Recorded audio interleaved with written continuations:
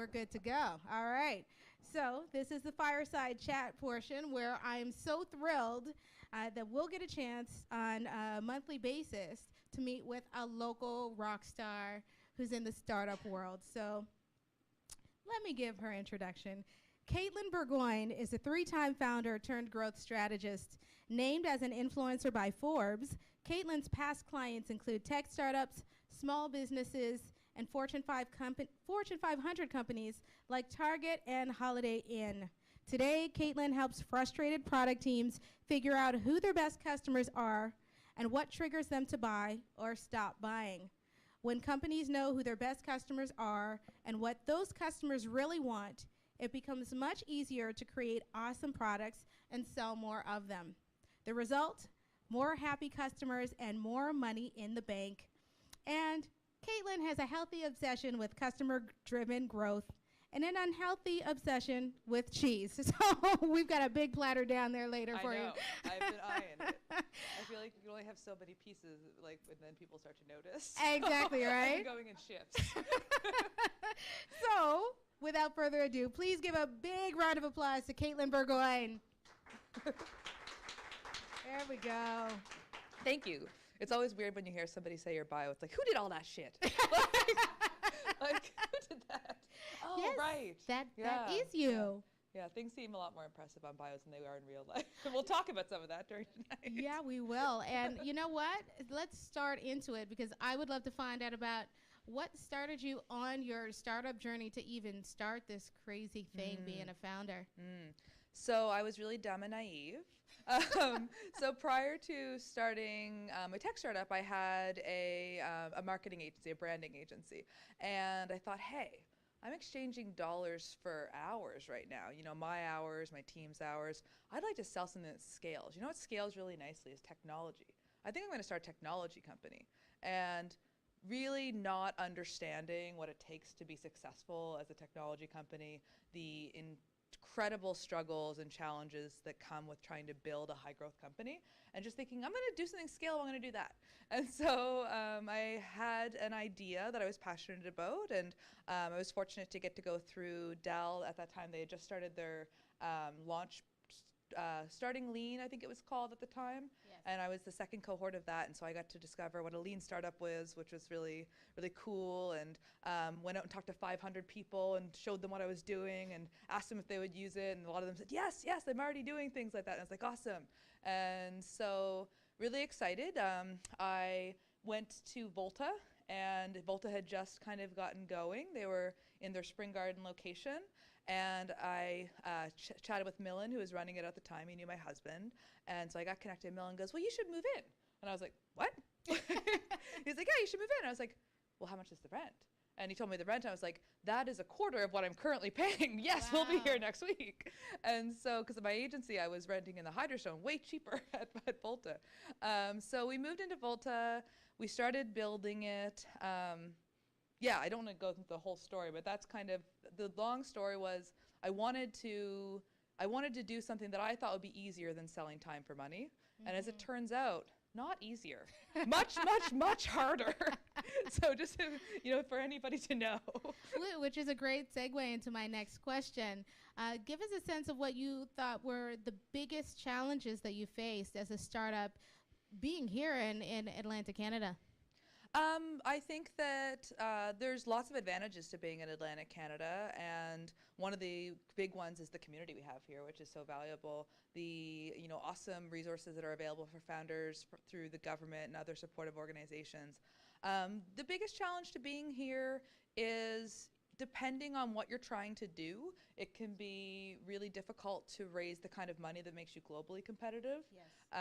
So if you're trying to do a business where that business model requires, a lot of capital to really get started, which I was, and you don't realize that, and you think you can do it with, 500 grand. Like, that's not enough when you're competing against companies that are, like, at the time when we had started, we were growing faster than companies that had raised 5 million and we hadn't raised anything yet. Like, wow. But there wasn't a lot of investors here. We were really fortunate, and Novacorp was our first investor, and really at the time, Innovacorp was kind of the only game in town. So aside from angel investors, there wasn't a lot of capital available, not a lot of people who understand how to evaluate and invest in technology companies. And so it's really difficult to compete with those companies if that's the model you're trying to do. So Right. I wish that I would have realized that, because I kind of had choices I could have made differently. I could have chose a different model and done something that our ecosystem is more sustainable, that's easier to do here, like B2B SaaS. Right. Or I could have realized that I needed to be able to figure out how I was going to spend a good amount of time in an ecosystem that had the capital I would need to kind of do the thing I want to do. Right. And by the way, just before we continue, to those who might be watching who aren't necessarily into tech, B2B is business to business. So Yes. you're a business selling to other businesses.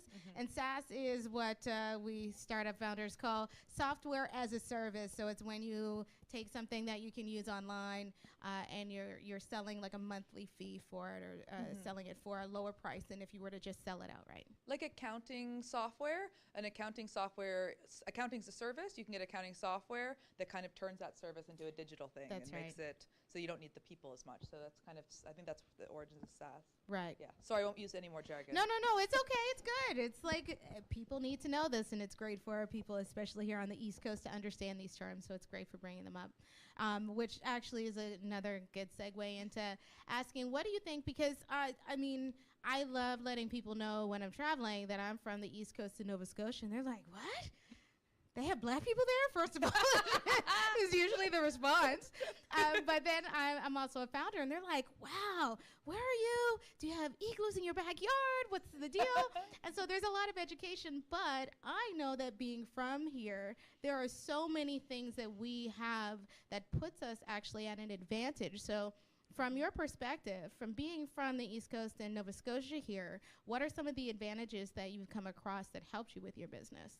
A big one I would say is grit. Like, you have to be gritty here, because like there's, if you're not going to even get close to being able to play the game. So I would say that in ecosystems where maybe there is more capital available, like more educated tech people that you can join up a team with, like here you really need to make a lot out of very little. Yes. And I'd say that a lot of the teams here have really done that, and they're competing with, peers that have a lot more resources, as in like people and money, and they're competing with a lot less and being able to stay at par with them. So I would say that being in an ecosystem that has its challenges, that forces founders to be tougher, and being tough is important. Absolutely. And that ability to do more with less is such an advantage, especially when you start looking at and comparing yourself to the larger founder ecosystem. Like, I've seen founders burn through millions of dollars in a span of like a few months, and I'm like, millions of dollars, that's like runway for the next 5 years. Like, so definitely something that we have here. I wanted you to just talk about, because you've been in a few incubators at this point now, right? Can you tell us a bit about what you did to actually find out about them, qualify to get into them, and what did you end up learning from them? So I think I guess I was in 3. My first one was the Launch DAO, and at that point the application process was, write your idea in this format, and they accepted some companies, and I was one of them. We were just very idea stage then. Took a lot away from that. I mean, I learned basically the idea of, what is a minimum viable product, and this idea that you didn't have to launch this perfect thing right away, and you could actually launch something and try to learn from it and iterate. That was completely new and foreign to me, so that was really great. I learned about the idea of customer discovery and customer development. Then the next, incubator I did the Propel ICT Incubator, and that was when they were still doing it all across Atlantic Canada. So we were driving back and forth to New Brunswick, and I loved Propel. And one of the things that I loved about it the most was that there were 4 companies of, I think, 6 in our cohort. They were all from Halifax. Then we were driving to New Brunswick every 2 weeks. And so we'd sit in the car with each other for 3.5 hours, and you get to sit with these brilliant people who are working on the same thing a similar thing that you are, at the same time having the same challenges, and you've no distractions and no work you can really get done. So all you can do is help each other and talk to each other. And so I always say, Nice. like, Propel was great. The people who run Propel are great. The biggest thing I took away from that was those relationships, and they've been like rocks during the ups and downs of startup life. And then I went to an incubator in Las Vegas. And what I learned from that experience was there's times in the flow of your business where you should be doing things and times when you shouldn't. It wasn't a good time for us to be there. And I should have vetted the program more to know that it was a new program. We were only their second cohort. That probably wasn't the right time for us to go, and it wasn't the value. The return we got on that investment wasn't great. So I would say for anybody who's thinking about incubators, like there's lots of successful companies, accelerators. There's lots of successful companies and even many local that have never done any. So don't think that you have to be part of an accelerator to be successful. They can be great. They can also slow you down or confuse you. So if you feel like that's what you need, then go and do it. But it's not something that, it's not something that every founder needs to do. Very true. I know some people who've been in the various incubators in the States, and they're world class, but if it's not the right timing, or you should be focusing on growth or focusing on operations or distribution, it could be a distraction instead of helping. So that's great to acknowledge. Now I want to get into you and where you're at now. So how we met was through Vendiv. And then you were working on squads, and then now you're helping startups understand their customers. So I want you to focus more on this now and tell us about this, because this is super important to growing your business, especially as a startup. So you've had some major clients, Target, Holiday Inn. Give us a sense of like how'd you get those clients? They're not the easiest in the world to win over. So what was your process there? So this is when I said in the beginning, some things sound really good on paper, but then the story behind it's not that impressive. So when, my background is in public relations, PR. And so my agency, we did some PR work. And so when the way that I got Target and Holiday Inn, where they came here to do events, Target was opening all of their stores across, I believe, Atlantic Canada, and they needed a PR agency to help them book media, to help make sure that people showed up on the day of. So like I did that work with them. It was a contract. It was just that specific job. Same thing with Holiday Inn. They had David Chilton, the Dragon's Den guy who wrote The Wealthy Barber. He was doing a tour across all of the different Holiday Inns, and I ran PR for his one here in Halifax. So sounds a lot sexier than it really is, which is what marketing's sometimes about. Right. But what do you think it was that helped you to land those clients? I mean, even though it sounds a lot sexier than you think it is, there are some startups that would just do anything to get that type of clout and that kind of notoriety with those size of clients. So what do you think? At the time, we did a lot of SEO hacking. So like we were recruited. They didn't have boots on the ground here. Right. And so they found us through searching for a PR firm, and we were the first one that came up, and we impressed them and we got them. But like at that time, it was easier to do some of the things that we were doing, kind of like, I guess they would be considered gray hat SEO tactics. And so, yeah, I would say that it was basically just being visible when they were looking, and because we showed up, and when we got on the call, they were confident we could do the job. So, yeah. Awesome. So now you're focused more on the consulting and education and working with startups on their customer development, like understanding who it is that they're working with and who's buying their product, who's using it. So give us a sense of why you decided to go that route and why that's so important to startups. So, I mean, as entrepreneurs, what we do is we find problems that we experience, and we go and try to solve them because we're obsessed with solving problems. And so what I did when I decided to close down Vendiv, I didn't know what I wanted to be when I grew up, and I had worked as a consultant and a freelancer before. So I was like, I'm going to do some freelance work. I'd built this amazing network within the startup ecosystem, so I'll work with some of these companies. And what I kept seeing over and over was this pattern, which was that the challenge was they wanted to be growing faster, but oftentimes when you'd sit down and you'd ask them, tell me about your customers, tell me about their problem, there wouldn't be consensus at the table with the founders of who they were going after, why they were going after them, what they were building next. And it just made me realize their problem in many cases, they were too early to be thinking about scaling their growth. Many of them needed to figure out product market fit. And if you're outside of the tech community, the idea of product market fit is you figured out a market that has a big problem, and that problem is painful and real, and they're willing to pay for it. And you've designed a product that solves that problem and solves it in a meaningful way, in a valuable way that gets them to keep paying and keep coming back and talk about you. And until you get those things right, you can pour as much money as you want into paid ads and create as much content as you want. But like at the end of the day, people are going to come and they're going to leave.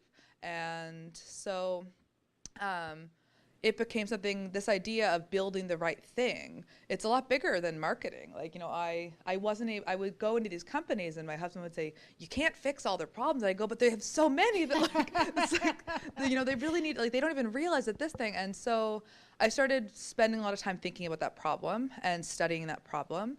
And I came, you know, I started thinking, how do you build better stuff? Like, because this is the thing, like any accelerator you go into, any investors, they say, oh yeah, build stuff people want.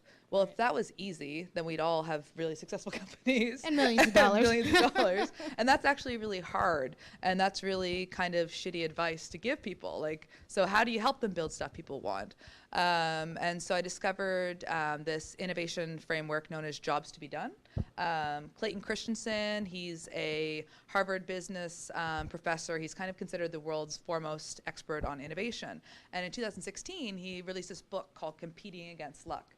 And I say 2016 because I like to tell myself there's no way you could have known about this when you were running your startup, so you're off the hook. But what they did is him and a bunch of his researchers, they looked at 20,000 product launches, some of them from small startups, some of them from big Fortune 100 companies. And of those, 93% of them failed. They either failed in flat out failed, or they just never met the expectations of the company that had put all this money and energy into launching them. And so then they looked at the other 7%, and they said, what makes these ones unique? Like, what's the correlating factors here? Is it just luck? Is there something else at play? And what he discovered was that the kind of thing that bound them all together was that these were products that really helped somebody to get a very specific job done. Mm-hmm. And they did it better than anything else that was out there. Right. So you think about the innovation of Uber, like this job that we have of we're in another city, we don't have the local currency, we don't know the cab company's number to call, we need to get somewhere, right? We don't know where to go to stand to hail it. Like these are real problems. We have real jobs to get done. Uber solved those. Right. And so there was this correlating factor between all of these products. And so I became really fascinated by that, because if we want to build better products here in Nova Scotia, we want to have more successful companies. How can we actually help founders, aside from just saying build stuff people want? How can we give them anything tactile, like that they can actually apply? And so I've spent probably the last year studying like jobs to be done, understanding better customer development processes, how to ask better questions when you talk to your customers. Yes. And that's really become my obsession. And so I've put together a training program. What I've learned from my own customer development, nobody wants to learn how to do customer research because nobody gives a shit about that. What they want to do is grow. Yes. And so there's a really big study recently that shows that companies that invest in ongoing customer development grow 2 to 3 times faster. Right. They actually build features that people are willing to pay for, features that differentiate them from their peers. And so when you tell people that and you promise them you can help them figure that stuff out, they listen and they pay attention. So that's my focus, is on helping people figure out who their best customers are, and to use this unique form of customer research to figure out what triggers those people to buy, so you can read their mind and understand when they start thinking about a product like yours, so you can get in front of them before they even know to be looking for you specifically. Right. And then how to use that to create a growth strategy that's actually going to work, that you're going to apply. Yeah. And that's so necessary. And I love that you mentioned you help companies figure out what their differentiators are. Mm-hmm. So I'm going to ask this to you. Now, I have had the pleasure of knowing you for a few years since I discovered who you were. And so I understand what's your unique value and what you do differently. But give those who are watching and our founders here in the room a sense of what makes the work that you do, especially since you're also from the East Coast and there's that uniqueness that we have here. What makes what you do a little bit different about others who might be in your space? So that's a great question. And one of the things we talk about in teaching Customer Camp is about how to position your brand and how to own this unique space in the market. And I would say, I think that what I would want people to think of when they think of me, they say, Jeff Bezos has this great saying. It says, your brand is what people say about you when you're not in the room. Absolutely. And I think what I would want people to say about me is that I'm focused on helping founders. And at the end of the day, I don't care about the bullshit and the politics and all the things that go into the ecosystem at large, whether that be the Atlantic Canada ecosystem or the global ecosystem. What I care about is I want less founders to have to go through the pain that I've seen so many of my friends and I myself have experienced. Right. And so I'm hungry to figure out what the root cause of that pain is and how to help them get the best chance for success. And that missing piece of really understanding their customers' needs and building something that fulfills those needs is what I can bring. It's the expertise that I have. I can't build your thing. I'm not technical. I can't read, I can't rub a magic ball and tell you what the future holds. Right. But I can focus on what can I do to help founders, because that's, for me, what matters. I don't even think there's anything else that could add to that. So you see Katelyn's link back there on Twitter. If you need help with your business, she's definitely the person to call to help you really know your customers and get going. So the thing that I do these days, just to add some context to that, I run a program called Customer Camp. And so Customer Camp is about doing a year's worth of customer research and strategy in a few days. So the things that you know that you should be doing but probably haven't made time to do, have never given yourself license to do. So it's primarily for small teams of high growth companies. And you come together, it's a full 2 days. We go overnight, there's probably gonna be marshmallows. And we figure out the kind of foundational stuff, and you learn how to do the customer research methods. And then there's a 6-week break. You go off and you talk to people. You actually figure out and get all the data that you need to start making these smart customer-driven decisions. Then we come back together and we put together a plan that's actually going to help you to grow. That's based not on my opinions about, try Facebook ads, but it's based on what you've learned by talking to your customers, and really maximizes what's unique for you to grow your business. So Customer Camp's kind of my main offering right now. I'm not doing a lot of one-on-one consulting stuff, but I'm, again, being founder first, trying to work with partner organizations that can take some of the cost burden off of teams that want to come through it. So the first one that I'm doing was the cost was 100% covered by a partnership with Whipsy. So that's what I'm trying to do more of, figure out how to get this so that the funding isn't an issue and founders can just come.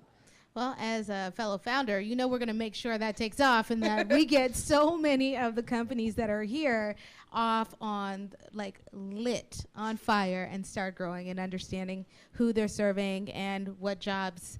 How do you put it again? What jobs are customers? And the thing about jobs to be done is people hear that and they think it's just going to be functional stuff. In Uber's case, I need to get from here to there. But we've got these other jobs. We've got personal and social jobs we're trying to get done too. For instance, a social job is you want to impress your client so that they have confidence in you, so that they'll hire you. That's a social job. A personal job is I want to know that I'm not going to get ripped off in this deal. So really, when you think about jobs to be done, it's not just that functional stuff. It's the personal and the social too, because we're complex human beings. Absolutely. And we need help in all areas.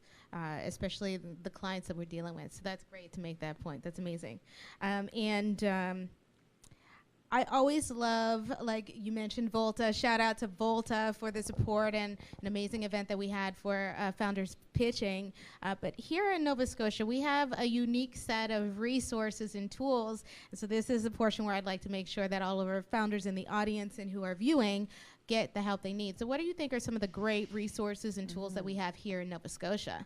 That's a great question. I would say one of the biggest ones that people aren't leveraging enough is just the community itself. People won't come out to the events that are going on, whether they be at Volta or this one, or because they just want to stay focused and heads down working on their product. But it's in the interactions that you have with other founders and with other potential investors and with people who are smart that know about your industry that sometimes you really can get the most leverage. So I'd say use the network of smart people. That's one of the under leveraged things, I think. And in terms of programs, there's so much government funding that depending on what you're trying to do, it can be really helpful. If you don't have a lot of resources, it can also really slow you down. So know what's worth investing your time to try to go and get, and what you should just pay for out of pocket, Right. because the money saved to save $500 is worth it. Right. And there's great organizations. Like there's organizations like InnovaCorp. There's organizations like Propel. There's organizations that are dedicated to helping founders get connected with the mentors, advice, and services they need. So leverage those. NSBI is another one if you're not in the tech specific space. There's lots of great organizations. I would totally agree. We wouldn't even have this event if it weren't for NovaCorp reaching out and like, Digital Nova Scotia. and you have to Digital give Nova them a shout out Scotia, too. absolutely. Yeah. So we do have some amazing resources here. I want to talk about the founders, just like the ones who were involved in our pitch event today. There are some great things that we do here, I think, just a little bit differently, and gives us a unique differentiator in the market. For us as a community, what do you think Nova Scotian founders just inherently know how to do a little bit better than others in other places? It's an interesting question, because the time that I spent in other ecosystems, some of the things that here we pride ourselves on aren't as valued there. So for instance, I'd won a pitch contest. It was actually in this room. This was a couple years ago. And the prize was you got flown to San Francisco, and there was there was a company from every province, I think, and you got to pitch a room full of Valley investors. And they, the investors sat through everyone's pitches and, were polite. And then at the end, they just said, they're like, across the board, you guys all have great companies. A lot of you have awesome traction. All of you have to put an extra 0 on the end of your financial projections. You are way, way too modest in what you think you can achieve. And maybe that's a Canadian thing. Yeah. So I would say one of the things that we do here is, I think that we don't necessarily encourage founders to pitch the big vision. Yes. When Jeff Bezos pitched Amazon, he didn't say, we're going to sell books. He said, I'm creating the everything store. Right. And we're starting with books. And I think here that gets beaten out of you, because you have conversations with angels who don't really understand tech startups, and they look at your projections how are you going to do that? And so I think that what we could do here, maybe what we do here well, with our modesty and our politeness and our wanting to be nice to everyone and make everyone feel good, I think that that's unique about us, and it makes the ecosystem where everyone feels safe, and that's great. I think that that's really valuable. I think that it creates a false comfort when you go out into other ecosystems that aren't this way. Right. And so I'd say that it's good that it's good that we have all the resources we have to keep companies going. I can tell you, Vendive probably should have died sooner than it did. Really? Because, we didn't get the resources to do it right, and we made a second pivot near the end, which is really just a death gasp, and we were able to keep going for almost a year just on government funding. We shouldn't have that. Yeah. We should have companies get bullets faster and founders kill bad ideas so they can work on good ones faster. So I don't know if that's the answer you were looking for. No, that's really good. And so on that same note, what is the one thing that you think that here in Nova Scotia we could be doing as a community, or as supporting organizations, that we could be doing a little bit better on that same note?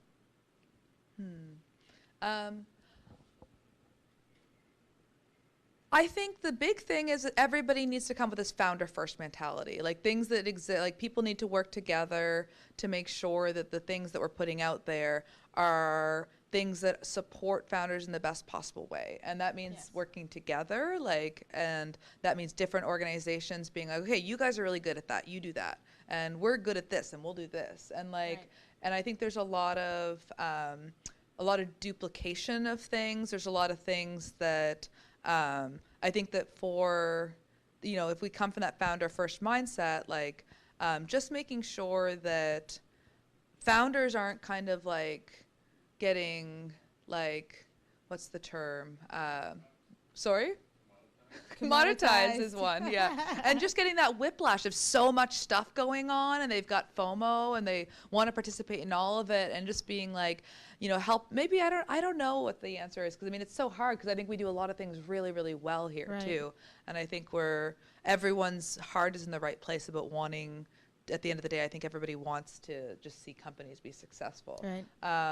But I think just like for me, the big thing always comes down to like there's a lot of stuff in place. And there's a lot of like stuff where it's like I'm going to say some stuff to you guys today, and I might have opinions on your businesses, and that's all great. But like I'll always add the caveat of, but I say doesn't matter, because if I'm not an ideal customer for you, then my opinion is worthless. And I think that we need to have more people in positions of influence saying that too, being Absolutely. like, you know, like here's my advice, but that might mean nothing, because I think that founders get a lot of advice that makes them go all over the place. Right. And it's coming from people who are delivering it in a very, like, this is what you need to do way. Right. And those aren't people that will ever be your customers, Right. know very little about your industry, Right. but have a very strong opinion about what you should do. And so I think that we should have more people that step back and go, well, you know, like, I don't know, but I'm going to connect you with somebody who's going to be better at giving you insights. Or this is what I think, but I'm not your customer. Right, right. That's one thing. That's where the honesty and just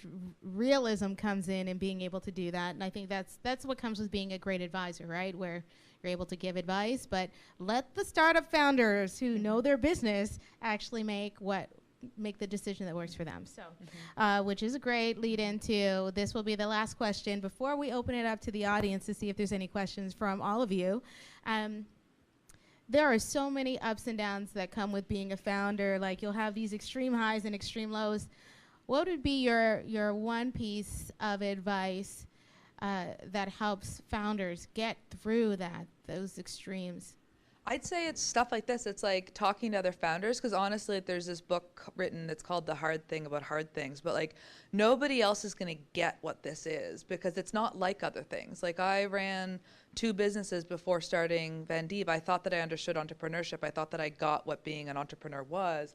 There's a completely different emotional ride that comes with trying to build a high growth tech startup, or a high growth startup in general. And it's something that the people who love you the most still won't understand, and they won't get the challenges that you're going through. So make sure that you find ways to surround yourself. Come to stuff like this where people are going through it, and you can talk and commiserate and, like, you know, pat each other on the back and celebrate each other's wins, and be there when somebody has a struggle. I've got a bunch of friends, and like Ian's one of them. Like, we have kind of a one-word code, which is like beer ? And when you get that message, it means something really great happened that they want to talk to you about and celebrate, or it was just a really shitty day. Right. And you need to talk to somebody and get out. And so, like, surround yourself with people that you can send one word to and they know what it means. I love that. So now we're going to see if there's any questions from the audience. Noir, I think you're out here. Or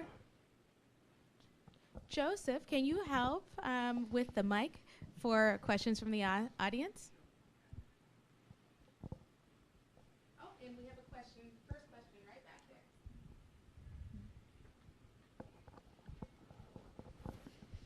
So as you mentioned earlier, I also suffer from like the overly nice guy Nova Scotia syndrome, and trying to find that balance between what you believe this great vision is, because I feel that that's what our app is, the everything for the hub for the financial world and the ecosystem of value chain, but then trying to not put it in, like, finding that balance between, you know, what's too low, what's too high, and makes you look out to lunch, and what is the best kind of process to go through to find those numbers. Because I'm like, in high school, I want to show my long math, and I want to be able to justify it, but then, you know, you wonder if other investors are going to understand it. So trying to find that balance between those numbers and the financial suggestions of, well, what's the best way to go about that or get help? Well, what I can say is, like, I'm not an investor, so my feedback might be useless. But so what I would say, I like that you said the long math, though. I think at the end of the day, if you can show somebody this is where we're going, and this is big and exciting, and you want to be part of this, but right now we know that to get there, we need to do this thing right. And we're going to start in this very tight thing, and we're going to own that thing, and we're going to do it awesome. And then that's going to give us the opportunity to grow into this, and to this, and this is how we get there. I think a lot of people just talk about, we're going to be this, and they don't show any tangible path to get there. And I'm a big, like, believer that, like, in the US they say niches instead of niche. I believe that niches build riches. So when I hear people talking about, like being the, I think that what Jeff Bezos did that was really smart is he always had this vision to be the everything store, but he started with this really tight niche and he focused on book lovers. And when you look at Facebook now everyone has it. Your great grandmother has it. But when they started with Ivy League students and then university students, and then they open it up to just like young people. And like, so like understand that to build something big often means being really good at something small and then working your way to the big thing. So I would assume that investors would probably have seen a lot of those examples. So they can, when you show them this is the big thing, they're okay, now you need to show me how you're going to get there. And so have a viable path. I'll add to that if I may. Of course. So one problem, one solution. That one problem is massive. Your solution, you have the technical competencies to build that out, you or someone on your team, and can protect it. The beachhead market that you enter has to de-risk the broader market opportunity, which is your bigger vision. So that's the progression that you're looking for. See why you want to talk to people who have the right answers? Absolutely. Any other questions? Oh, we've got one. Just a question as a founder. Did you find early on you were using spreadsheets a lot? And was there a point where you thought, geez, I better do a CRM? And maybe which CRM you like now? So my business wasn't one that would require a CRM. So we were a network. So that wasn't something we needed. In my current business, like in my previous like business, I was using CRMs. I think I've looked at a bunch of different ones. I've tried ActiveCampaign. I've tried HubSpot. Like for me, there's so many different ones, and there's some that are really good for a specific type of business or a particular size of business. So I would say it depends. But if you're getting started with a CRM and you want something that's like known to be good and like awesome value because it's free, HubSpot is a great one to get started with. And some people will grow out of it, or some people will grow into something that's more direct for their vertical or niche, because there's CRMs specifically for people in the insurance industry that it would have unique things that HubSpot's not going to have. So like I would say think about your industry, but if you're just getting started, HubSpot could be good. Any other questions? I've got a question. So Joseph, thank you so much. Okay, my back. So my question to you is, I always think there's things that we, on the East Coast, I always try to bring it back to here. What is something that you think we could really super leverage here in Nova Scotia to help like really make our founders shine and give them the support that they need? What do we need here? My answer is going to sound self-serving because you guys know what I do. But I really honestly believe that if we could be the best at customer development, if we could have world-class customer development processes in our companies, there's this great study that Profitwell did. It's the biggest one that's ever been done to show this, but they surveyed 5,000 software companies, mostly SaaS, and they asked them, the last feature or major release you put in your product, how valuable was it and the customers would pay for it, and how differentiated was it from other things? And everybody answered, and they put it on a nice YX graphic, and everybody said, oh, super valuable, like super differentiatable. And then they surveyed the 1.5 million customers of those 5,000 companies, and they asked them the same question, and they all said, not valuable, not differentiatable. But only 3 out of 10 software companies are talking to more than 5 customers in a non-sales capacity every month. And that's companies that are doing below $1 million annual recurring revenue up to $100 million annual recurring revenue. The number doesn't get better with growth. So I'd say that if we could have companies here that do that better than anywhere else, then I think we could build better products than anywhere else. And that's really the big differentiator. There's like Brian Balfour, formerly the head of growth at HubSpot, he has this saying, and he's like, when you get, he calls them the 4 fits. So there's product market fit, and then there's channel product fit, and then I could diagram it out for you, but he says when you get those fits right, it feels like you're guiding a boulder down a hill. It's just moving fast, and all you need to do is direct it. But when you get them wrong, it's going to constantly feel like you're pushing it up the hill. And so I'd say that if we could help more companies to get that part right, we're going to have a lot more boulders moving fast than we have people struggling and pushing. And so I'd say that's the thing I think we could really differentiate and make ourselves world class, because nobody else is doing it well, despite every startup luminary talking about how important it is. Right. And people just aren't doing it. And I love that you say that, because I think putting customers first and making sure we know who our customers are and who we're serving, coupled with our ability in Nova Scotia, like everywhere I go, everyone's like, every time I meet a Nova Scotian, you're so friendly and you know everybody. And if they say another name, it more than likely I'm going to know who they're talking about. So I think we have the benefits of having this smaller, a very close-knit community where once you meet a Scotian, it's very easy to connect to the others and be able to connect and share. And just along with that, sharing that information between us, I think we need to have access to it first. And I'm so glad that you're building that access to really learning about our customers, because I think those two things will help us grow here. I had, this is just a little funny side note, but I tweeted something yesterday, and I said there are 3 times when you should be talking to your customers. When business is bad and you want to know why, when business is great and you want to maintain momentum, and when business is okay and you know it could be better. The lesson, always talk to your customers. And so this has been retweeted and shared like 300 times, but one of the people who shared it was David Cancel, and he's the CEO of Drift, which they didn't exist until 2016. It's a chat app similar to Intercom, if you're familiar with chat apps.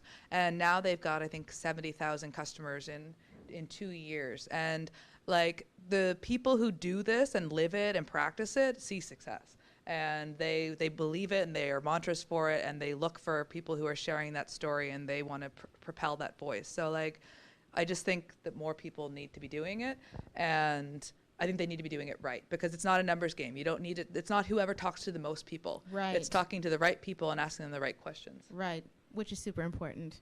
Now, I'm going to take it back, because next we're going to do a short fire round. But I have one question before this, because I think it's important for us to talk about this. Tell us your highest high and then your lowest low as a founder. My highest high, I would say, thank you for NovaCorp for sponsoring this. It would be after we had pitched to NovaCorp, and we felt really confident that it was going to go well, and we got in the elevator, and my co-founder and I are jumping up and down and squealing and exciting and high-fiving, and then the elevator goes down one floor and the doors open, and Jerry Pond and Barry Black walk into the elevator, and I'm like, oh fuck.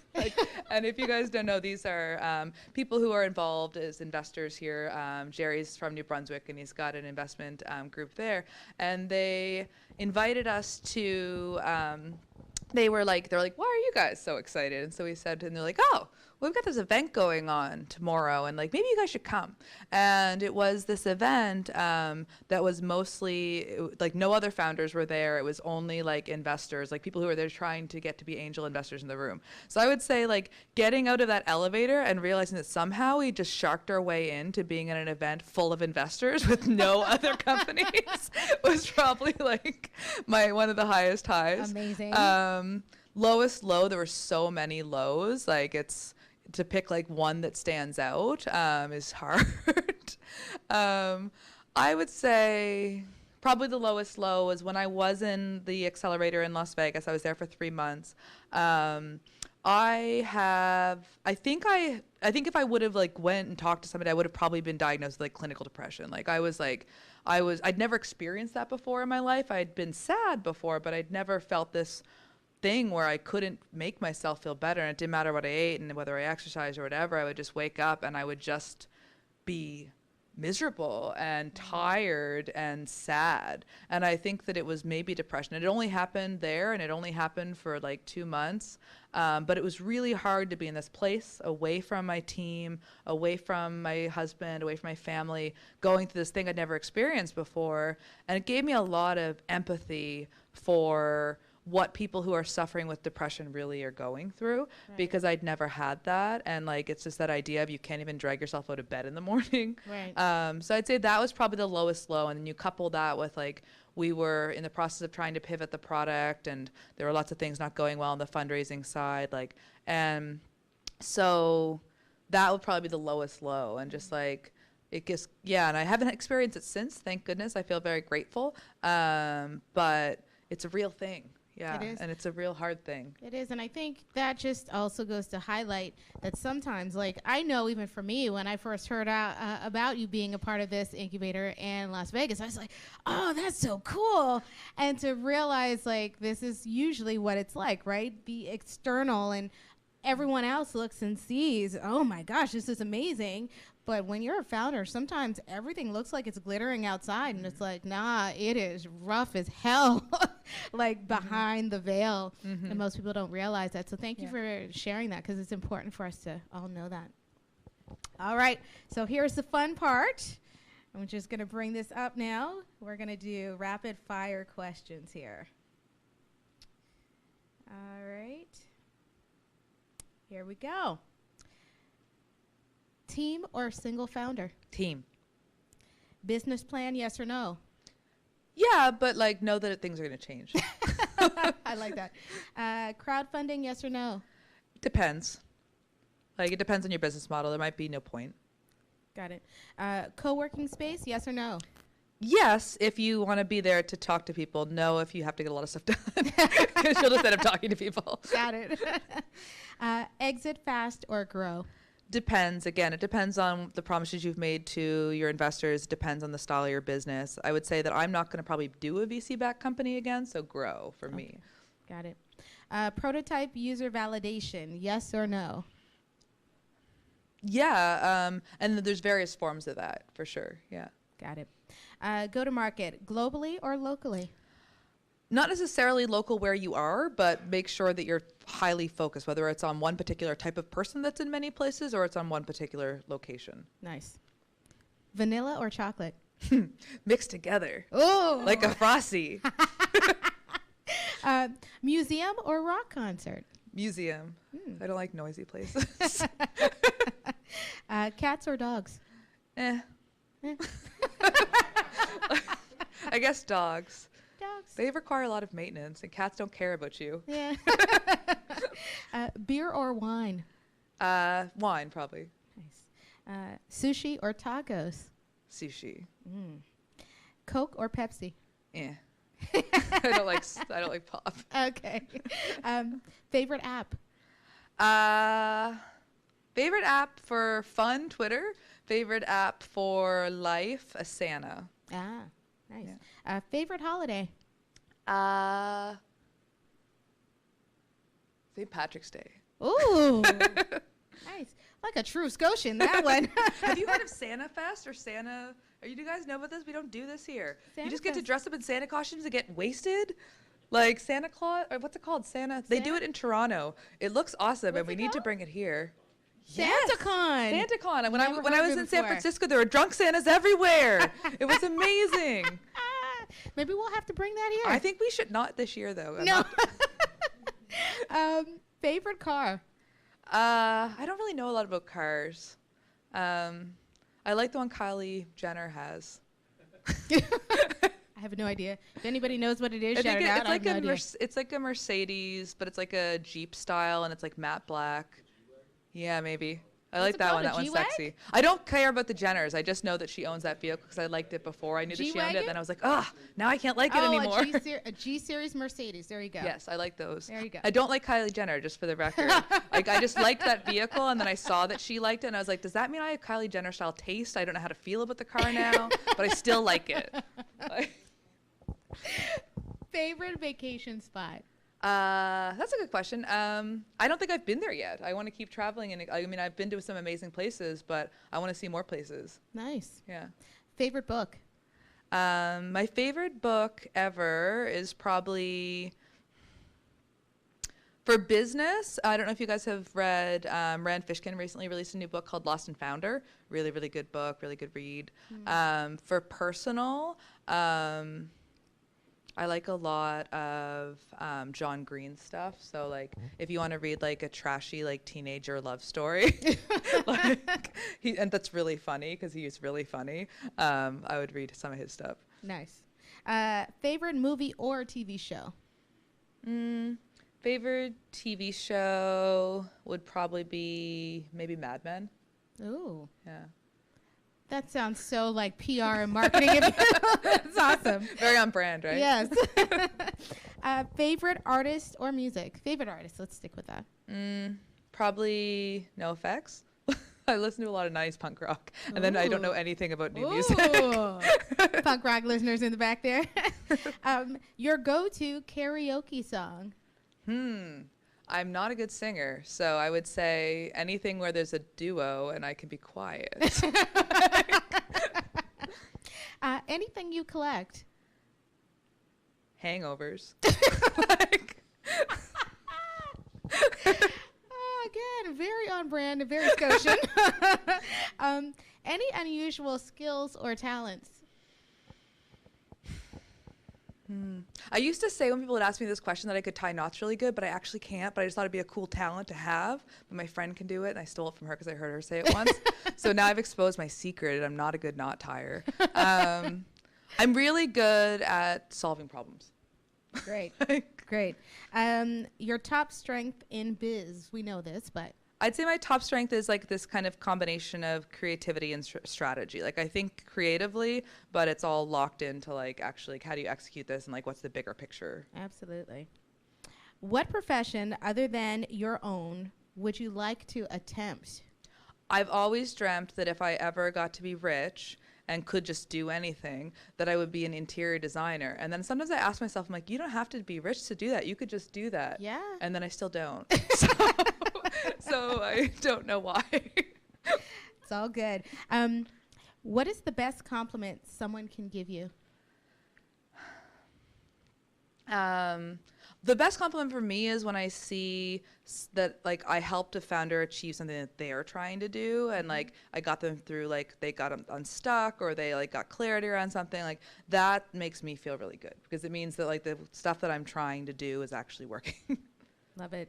A cause you're passionate about? I'm passionate about founders. I'm passionate about founders being healthy and prosperous and living good lives and having some semblance of balance in their life. So I'm so glad you're our inaugural guest. What? One thing on your bucket list? I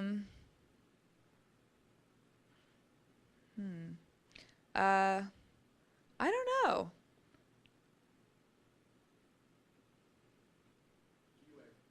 Yeah, yeah. Getting a G-Wagon would be sweet.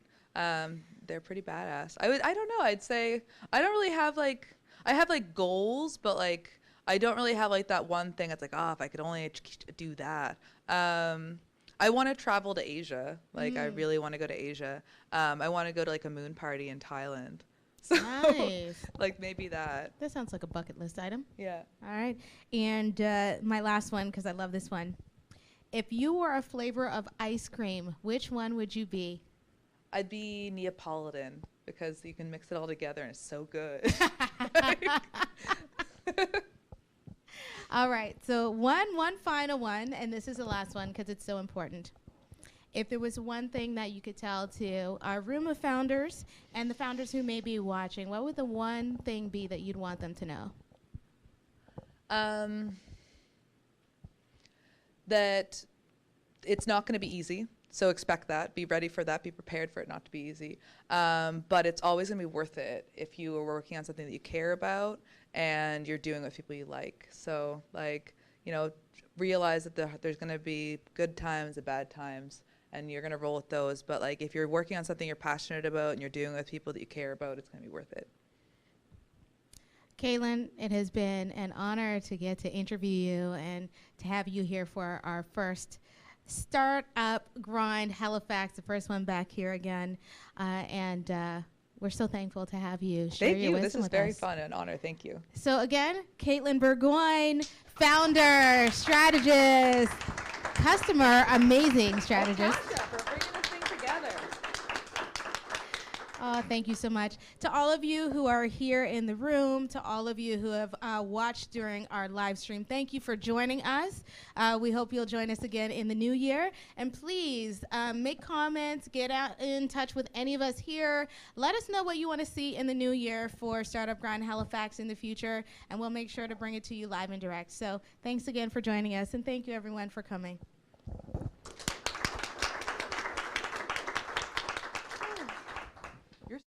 Like, you should do this like